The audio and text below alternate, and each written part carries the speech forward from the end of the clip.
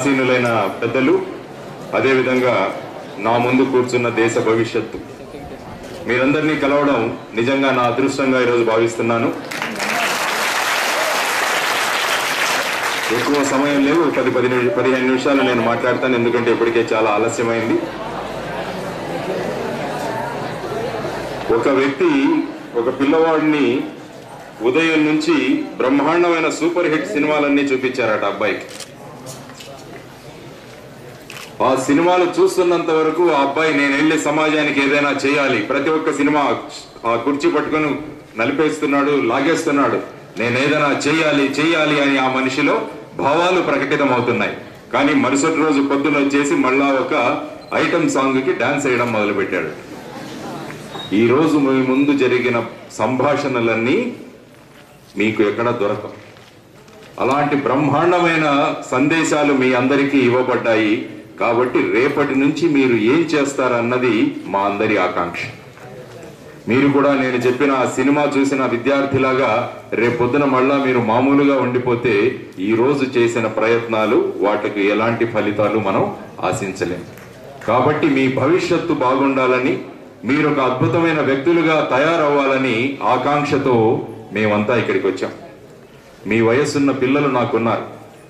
కాబట్టి మన పిల్లలకు ఎలా సంబోధిస్తామో ఆ విధంగా మేము ఇక్కడంతా మిమ్మల్ని అంతా మా పిల్లల్లాగా చూసుకుంటూ మీరంతా మంచి భవిష్యత్తులో గొప్ప భావి భారత పౌరులు అవ్వాలన్న ఉద్దేశాలతో మీకు ఈ విషయాలన్నీ ఇప్పుడు చెప్పబడ్డాయి. ముఖ్యంగా మీకు చెప్పడం ఏంటంటే, నేను మీలో అద్భుతమైన శక్తి ఉందని ఇప్పుడు స్వామీజీ వారు మీ అందరితో స్వామి వివేకానంద వారి అద్భుతమైన వాక్యాలు, ఆయన చెప్పిన వాటి కొటేషన్స్ అంటాం మనం, వాటిని మీ అందరితో చెప్పించారు. కాబట్టి ఒక్కొక్క కొటేషన్ మనం రోజు చదివినా కూడా ఎంతో స్ఫూర్తిదాయకమైన కొటేషన్స్ ఆయన మనకిచ్చారు. కాబట్టి ప్రతి ఒక్కరూ వారు సజెస్ట్ చేసిన ఆ పుస్తకాలు 3-4 పుస్తకాలు మీరు చదవగలిగితే అంతా కలిపి 20 రూపాయలు అంతే ఆ పుస్తకాలు, 4 పుస్తకాలు. ఆ 4 పుస్తకాలు మీరు అద్భుతంగా చదవగలిగితే ఎంతో బాగా ఉంటుంది. ఎందుకంటే ఈ జీవితం అనే నదిని దాటిన వాళ్ళం మేమంతా. ఈ నదిలో ఎక్కడెక్కడ సుడిగుండాలు ఉన్నాయో, ఎక్కడెక్కడ ముసళ్ళు ఉన్నాయో ఇవన్నీ మాకు తెలుసు. కాబట్టి మా పిల్లలైన మీరంతా కూడా ఆ సుడిగుండాల్లో చిక్కకుండా, ఆ ముసళ్లకు ఎరకాకుండా మీరంతా అద్భుతంగా ఆ నదిని దాటాలని కోరుకుంటున్న వాళ్ళం మేమంతా. కాబట్టి ఇక్కడ చెప్పిన ప్రతి విషయాలని గనక మీరు క్షుణ్ణంగా గమనించగలిగితే ఎంతో అద్భుతమైన భవిష్యత్తు మీకుంటుంది. మీలో చాలా మంది అనుకోవచ్చు, మేము గ్రామీణ ప్రాంతానికి చెందిన వాళ్ళం, మేము పేద కుటుంబానికి చెందిన వాళ్ళం, కాబట్టి మేము జీవితంలో సఫలీకృతులము కాలేము అని చాలా మంది అనుకుంటూ ఉంటారు. కానీ అదంతా తప్పు అని ఈరోజు అనేక మంది వక్తలు మీకు చెప్పారు. కావాల్సింది మనం పేదరికంలో ఉన్నామా, ధనవంతులో ఉన్నామా అన్నది మనకు విషయం కాదు. మన ఆత్మస్థైర్యం ఎంతుంది, మన ఆత్మవిశ్వాసం ఎంతుంది, మన లక్ష్యం వైపు మన ధ్యానం ఎలాగుంది, ఈ 3 విషయాలు గనక మనం ఇక్కడ చెప్పుకోగలిగితే, మన మనసులో పెట్టుకోగలిగితే, ఎక్కడ పుట్టినా ఏ ఇంట్లో పుట్టినా మీరందరూ కూడా అద్భుతమైన వ్యక్తులుగా తయారవుతారు. మన దేశంలో మహానుభావులు అని అనుకుంటున్న వ్యక్తులన్నీ కూడా మనలాంటి సమాజం నుంచి వచ్చిన వాళ్లే. మనం ప్రతి ఒక్కరూ అనుకుంటాం సమాజం మారాలి అని, సమాజం మారాలి అని. సమాజం అంటే ఏంటి అని నేను మిమ్మల్ని ప్రశ్నిస్తాను. సమాజం అంటే ఎవరు? సమాజం అంటే ఏంటి? మనమే సమాజం. కాబట్టి మనం మారితే సమాజం మారుతుంది అని మనమంతా నిశ్చయించుకోవాలి. నేను మారితే సమాజం మారుతుంది అని ప్రతి ఒక్కరూ అనుకోవాలి. ఇప్పుడు సమాజంలో జరుగుతున్నది ఏంటంటే, ప్రతి ఒక్కరూ మారాలి కానీ నేను మారను అని ధోరణి ప్రతి ఒక్కరిది ఉంటుంది. మనం ప్రతి ఒక్కరూ మారాలనుకుంటాం కానీ మనం మారాలనుకోం. కాబట్టి ప్రతి వ్యక్తి అలా అనుకోవడం వల్ల ఈ సమాజంలో పెద్ద మార్పులు కనపడడం లేదు. కాబట్టి నేను మారుతాను అని ప్రతి ఒక్కరూ గనక ఆలోచించుకోగలిగితే సమాజం ఖచ్చితంగా మారుతుంది. ఈ రోజు సాయంత్రం నుంచి కానీ రేపు ఉదయం నుంచి కానీ మీ అందరిలో గనక మార్పు కనపడగలిగితే ఎంతో క్రమశిక్షణ కలిగిన మీరు ఇంకా గొప్ప క్రమశిక్షణ కలిగిన వాళ్ళు అవుతారు. మొత్తం ఆంధ్రప్రదేశ్ లో మన అన్ని జిల్లాల్లో చెప్పుకోవాలి, క్రమశిక్షణ కలిగిన విద్యార్థులను కావాలంటే మీరు వెళ్ళి కల్వకుర్తికి వెళ్ళి చూడండి అని అన్ని రాష్ట్రాల్లో చెప్పుకోగలగాలి. అది ఎప్పుడు సాధ్యమవుతుంది? అది ఎప్పుడు సాధ్యమవుతుంది?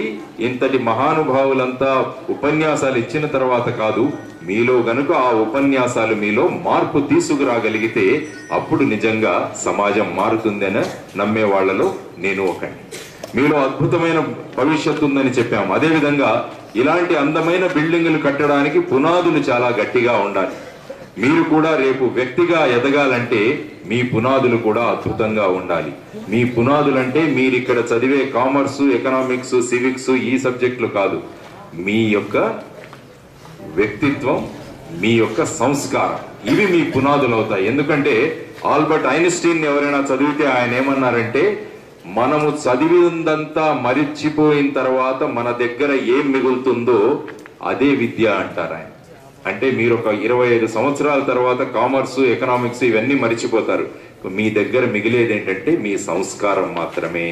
కాబట్టి అదే విద్య అంటారు ఐన్స్టీన్. కాబట్టి మనము గనక మన సంస్కారాన్ని ఇప్పటి నుంచే మనం నేర్చుకుంటూ ఉంటే మనం పెద్దయిన తర్వాత కూడా సమాజంలో ఒక వ్యక్తులుగా మిగిలిపోతాం. ఇప్పుడు మనం ఎవరి గురించి అయితే మనం మాట్లాడుతున్నామో స్వామి వివేకానంద, ఆయన 39వ సంవత్సరంలోనే ఆయన పరమపదించారు భౌతికంగా. కానీ ఇంకా ఎన్నో వందల కోట్ల సంవత్సరాలు కూడా ఆ మనిషి ఈ సమాజంలో జీవించే ఉంటారు ఆయన. ఎందుకంటే ఆయన అలాంటి సంస్కారాన్ని నేర్చుకున్నారు. నేర్చుకున్నదే మాత్రం కాదు, తను అవలంబిస్తూ చెప్పారు కూడా ప్రజలు. అది ఎవరైతే చేసి చెప్తారో వాటి ప్రభావం అద్భుతంగా ఉంటుంది సమాజం మీద. కాబట్టి ఈరోజు మీరు నిజంగా అదృష్టవంతులు. ఎవరైతే నిత్య జీవితంలో ఆచరణలో పెడుతున్నారో అలాంటి మహానుభావులంతా మీ దగ్గరికి వచ్చి ఈ రోజు అద్భుతమైన విషయాలను మీకు చెప్పగలిగారు. కాబట్టి మీరందరూ కూడా ఈ విషయాలను ఆచరణలో పెడతారని మేమందరం అనుకుంటున్నాం. ఇంకొకటి ముఖ్యమైన విషయం ఏంటంటే, మనం ఏం చేస్తున్నామో దాని మీద అభిమానం ఉండడం చాలా ముఖ్యం. మనం ఒక పని చేస్తున్నామంటే ఆ పనిలో అభిమానం ఉండాలి. దానికని ఒక చిన్న ఉదాహరణ ఇస్తాను మీకు. ఒక 3 వ్యక్తుల్ని పిలిచి వాళ్లను ఇటుకలు తయారు చేయమని చెప్పారు. 3 వ్యక్తులను. ఆ 3కి మట్టి ఇచ్చారు, నీళ్లు ఇచ్చారు. ఆ ఇటుకలను తయారు చేయడానికి ఆ బట్టి అంటాం మనం, అది కూడా ఇచ్చారు. ఒక వ్యక్తి దగ్గరికి వెళ్ళి అడిగితే నువ్వేం చేస్తున్నావు అంటే ఆ వ్యక్తి ఏమన్నా అంటే నేను మట్టి పని చేస్తున్నాను అన్నాడు. రెండవ వ్యక్తి దగ్గరికి వెళ్ళి అడిగితే ఆ వ్యక్తి అన్నాడు నేను ఇటుకలు తయారు చేస్తున్నాను. మూడవ వ్యక్తి దగ్గరికి వెళ్తే నువ్వేం చేస్తున్నావు అంటే ఈ నగరంలో సుందరమైన అందమైన భవంతులను కట్టడానికి కావలసిన సాధన సామగ్రిని నేను తయారు చేస్తున్నాను అని మూడవ వ్యక్తి అన్నాడు. 3 చేస్తున్నది ఒకటే పని, ఇటుకల పని. మొదటి వ్యక్తి నేను మట్టి పని చేస్తున్నానంటే అతనికి చేస్తున్న పనిలో ఇష్టం లేదు. రెండవ వాడు ఇటుకలు చేస్తున్నాను అన్నాడు, అంటే ఏదో చేస్తున్నాను పని. మూడవ వ్యక్తి చూడండి, తను చేస్తున్న పని మీద ఎంత అభిమానం ఉందో అతనికి. ఈ నగరంలో సుందరమైన అందమైన భవంతులను నిర్మించడానికి కావలసిన సాధన సామగ్రిని నేను తయారు చేస్తున్నానని గర్వంగా చెప్పుకుంటున్నాడు. కాబట్టి అలాంటి మనుషులు మనకు కావాలి. మీరేం చేస్తున్నారు అని మీ మనస్సును ప్రశ్నించుకుంటే మీరు అనాలి, రేపు భారతదేశానికి కావలసిన భావి భారత పౌరుడిగా నేను తయారవుతున్నాను అని ప్రతి ఒక్కరూ మనం అనుకోగలిగితే ఖచ్చితంగా అద్భుతమైన వ్యక్తులుగా మీరు తయారవుతారు. స్వామి వివేకానంద గారిని చికాగోలో ఒక మనిషి అడిగారట, మీరేంటి ఇలా కాషాయ వస్త్రాలు వేసుకున్నారు, మాలాగా సూటు బూటు వేసుకుని జెంటిల్మన్ గా తయారవ్వండి అన్నారట. దానికి స్వామి వివేకానంద గారు ఏమి రిప్లై ఇచ్చారంటే, సమాధానం ఇచ్చారంటే, మీ దేశంలో టైలర్స్ అంటే ఎవరైతే బట్టలు తయారు చేస్తారో వాళ్ళు మిమ్మల్ని జెంటిల్మన్ గా తయారు చేస్తారు. మా భారతదేశంలో మా సంస్కృతి సంస్కారం మమ్మల్ని జెంటిల్మన్ గా చేస్తాయి అని చెప్పి వాళ్ళందరికీ అద్భుతంగా చెప్పిన మహానుభావుడు స్వామి వివేకానంద. కాబట్టి అటువంటి దేశంలో పుట్టినందుకు మనమంతా గర్వించాలని ఎంతో మంది వక్తలు మీకు చెప్పారు. భారతదేశం యొక్క ఇతిహాసం తెలవడం చాలా ముఖ్యం. మీకు భారతదేశం యొక్క సంస్కృతి ఏంటి, సంస్కారం ఏంటి అన్నది మీకు తెలియాలి. మాతృదేవోభవ, పితృదేవోభవ, ఆచార్య దేవోభవ, అతిథి దేవోభవ అన్నది మన సంస్కృతం. స్త్రీలను దేవతామూర్తిగా పూజించడం మన సంస్కారం. ఇలాంటి సంస్కారం ఉన్న భారతదేశం మనది. కాబట్టి అలాంటి సంస్కారం ఉన్న భారతదేశం ఎందుకు సంస్కారం నుంచి దూరంగా వెళ్ళిపోతుందన్నది కూడా మనం ఆలోచించుకోవాలి. మనం కూడా విదేశీ కల్చర్ లో పెరిగిపోతున్నాం. పాశ్చాత్య దేశాలు ఏం చేస్తే ఆ కల్చర్ మనది అన్నట్టుగా ఇప్పుడే మన గురువు గారు కూడా మీకు చెప్పడం జరిగింది. ఇప్పుడు కొత్త ఫ్యాషన్ అయిపోయింది, ఫాదర్స్ డే, మదర్స్ డే అని మనం జరుపుతాం. సంవత్సరంలో ఫాదర్స్ డే అని ఒక గ్రీటింగ్ తీసుకుపోయి నాన్నగారికి ఇచ్చేస్తాం. మదర్స్ డే అంటే అమ్మలకని ఒక గ్రీటింగ్ మనం తీసుకుపోయి ఇచ్చేస్తాం, చాలా మురిసిపోతున్నాం. ఈ కల్చర్ ఏంటి? ఇది మన కల్చర్ కాదు. పాశ్చాత్య దేశాల్లో వాళ్ళ వ్యవస్థ ఎలా ఉందంటే ఎవరు ఫాదరు ఎవరు మదరు ఆయనే చెప్పారు ఎలా ఉంటుందో అక్కడ సంస్థని. సంవత్సరంలో ఒకసారి వీళ్ళంతా కలుస్తారట. నాన్న ఎక్కడో ఉన్నాడు, పిల్లవాడు ఎక్కడో ఉన్నాడు, అమ్మ ఎక్కడో ఉంది, వీళ్ళంతా కలిసి సంవత్సరంలో ఒకసారి కలిసి ఫాదర్స్ డే మదర్స్ డే అని జరుపుకుంటారంట. అలాంటి కర్మ మనకెందుకు? మన అమ్మ నాన్న మన దగ్గర ఉన్నారు రోజు. మనకు ప్రతిరోజు పేరెంట్స్ డే, మనకు ప్రతిరోజు తల్లిదండ్రులు మన దగ్గర ఉన్నారు. అలాంటి సంస్కారం మనది. కాబట్టి మన దగ్గర ఉన్న తల్లిదండ్రులను గౌరవించడం మనం గుర్తుంచుకోవాలని మీకు ముఖ్యంగా చెప్తున్నాను. మీరు పరిపూర్ణమైన మనుష్యులుగా తయారు కావాలనుకుంటే మన ముందు ఉన్న భగవంతులు, దేవుళ్ళు మన అమ్మా నాన్నలు. ఆ అమ్మా నాన్నలను గౌరవించడం మనం నేర్చుకోవాలి. అమ్మా నాన్నల మీద అలుగుతున్నాం మనం ఈ మధ్య. మాకు అది కొనివ్వట్లేదు, ఇది కొనివ్వట్లేదు, మాకు బైక్ కొనివ్వట్లేదు, మాకు 20,000 సెల్ ఫోన్ కొనివ్వట్లేదు.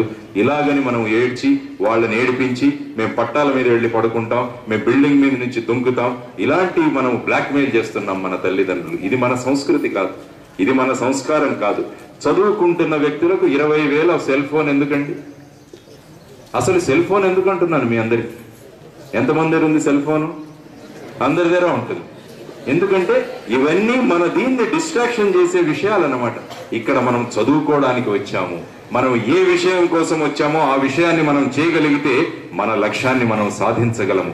ఇవన్నీ విషయాలు మనను మన లక్ష్యానికి వెళ్లకుండా మనల్ని పక్కకు తీసే మార్గాలు. మొన్న నేను కోలార్ గోల్డ్ ఫీల్డ్స్కి వెళ్ళాను. కోలార్ గోల్డ్ ఫీల్డ్స్ కర్ణాటకలో. అక్కడ ఏంటంటే బంగారం తీస్తున్న గనులు అవి. ఆ గనుల దగ్గరికి వెళితే వాళ్ళు చూపించారు, ఇంత బంగారాన్ని సార్, ఈ 6 నెలల్లో మేము ఇంత బంగారం తీసాము అని అన్నారు.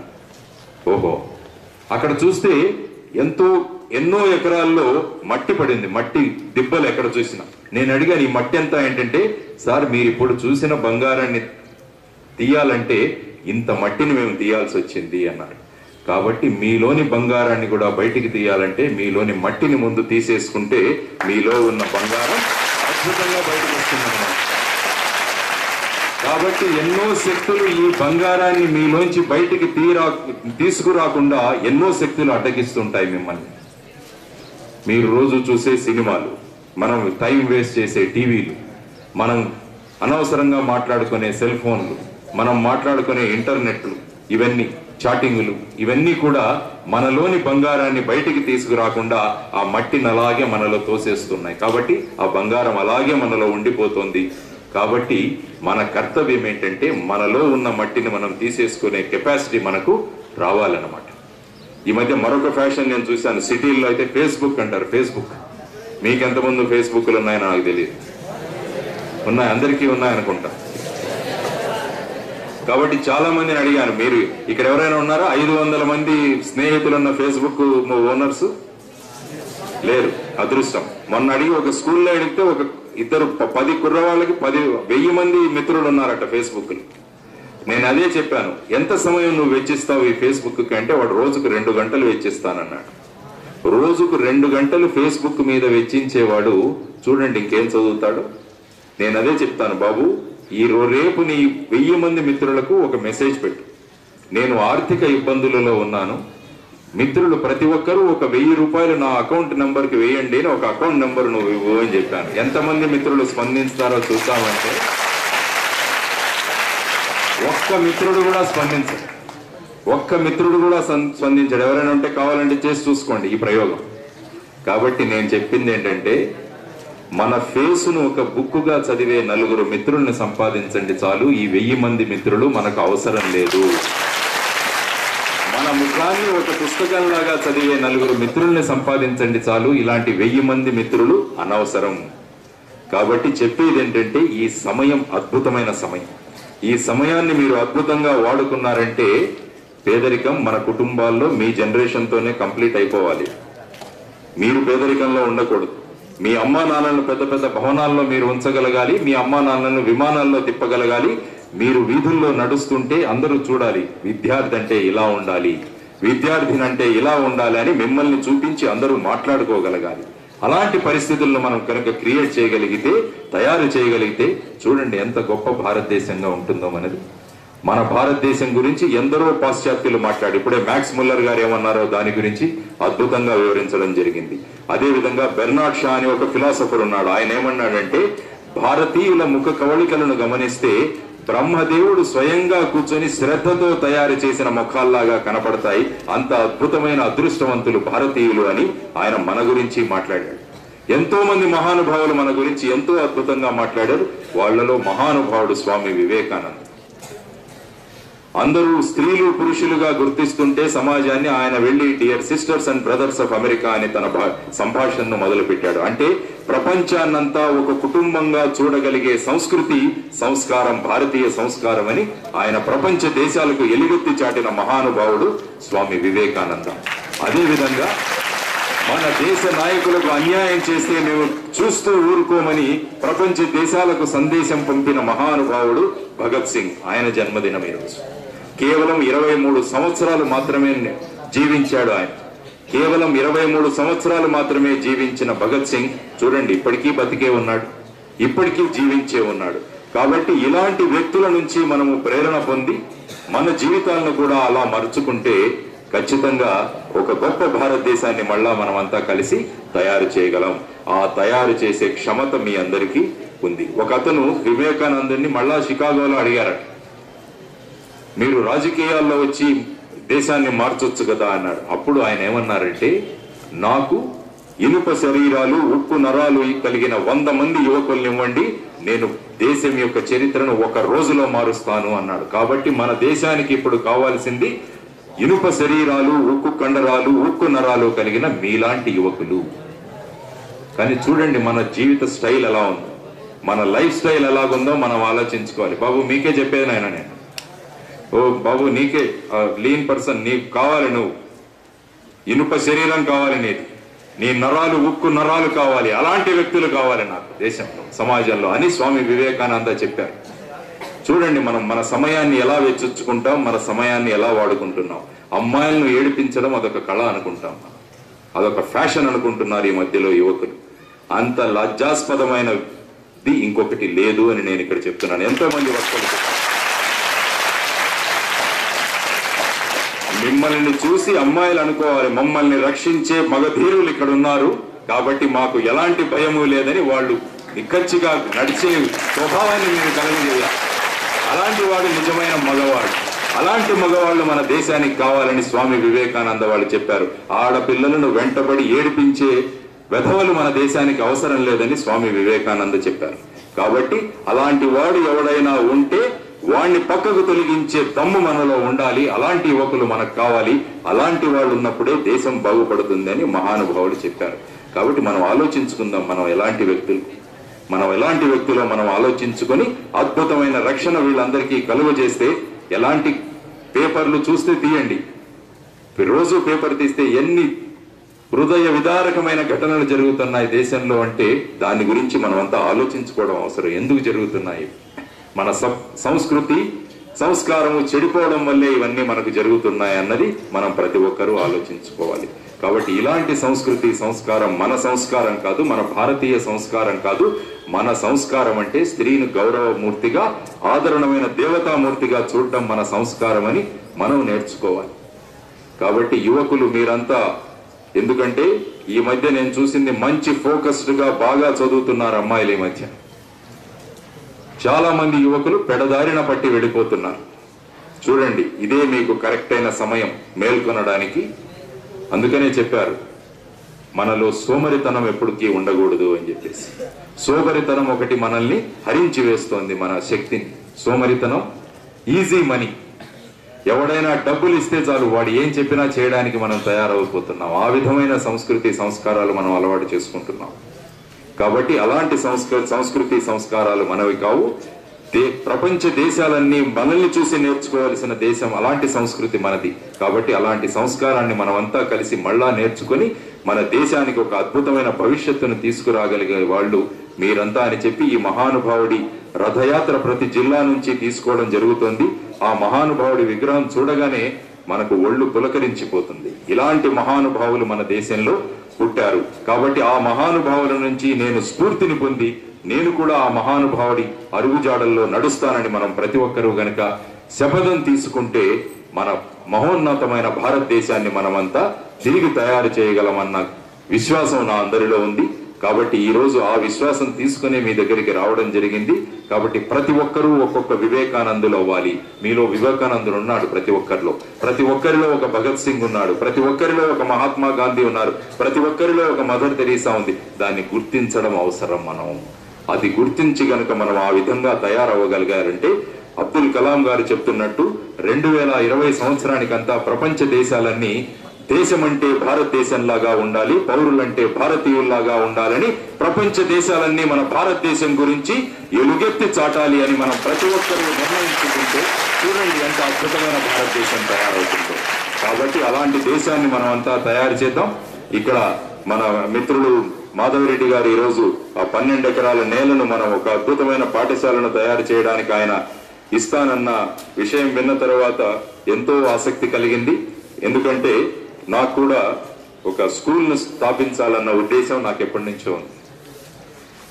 ప్రపంచాన్ని మార్చాలంటే కేవలం విద్యార్థుల ద్వారానే అది సాధ్యమవుతుందని నమ్మే వాళ్లలో నేను ఒకడిని. కాబట్టి యువతరానికి మనం లక్ష్యం చేసుకుని కనుక మనం చేయగలిగితే అలాంటి అద్భుతమైన దేశాన్ని మనం తయారు చేయగలం. కాబట్టి మాధవరెడ్డి గారితో మిగతా వారందరితో డిస్కస్ చేసి నేను కలలు కంటున్న స్కూల్ ఎలాంటిదంటే నేనంటాను ప్రతి సంవత్సరం కొంతమంది ఒక మినిమం ఒక 30-40 మంది వివేకానందుల ఆ స్కూల్ నుంచి బయటికి తీసుకురావాలన్నది నా ఆకాంక్ష.